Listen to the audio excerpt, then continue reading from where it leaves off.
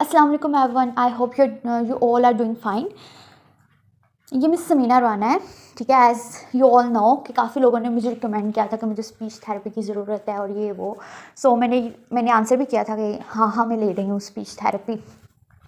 तो उन लोगों का काफ़ी शुक्रिया कि ये चीज़ आइडेंटिफाई करके मुझे देने के लिए और मुझे ये चीज़ रियलाइज़ करवाने के लिए हाँ कि मुझे किसी की ज़रूरत है। और फिर मैं जाती हूँ, उस बंदे को ढूंढती हूँ, उस बंदे से भी थेरेपी सेशंस भी ले रही हूँ, ठीक। तो ये स्पीच थेरेपिस्ट हैं और काफ़ी अच्छी हैं स्पीच थेरेपिस्ट, और स्पेशल एजुकेशनिस्ट भी हैं।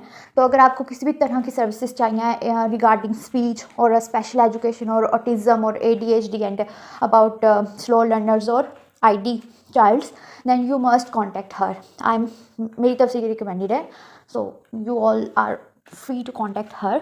और उनका ये नंबर जो है वो पाकिस्तानी है, उनका अपना पर्सनल, उनका ऑफिशियल नंबर है पाकिस्तान से। अल्लाह हाफिज़, टेक केयर।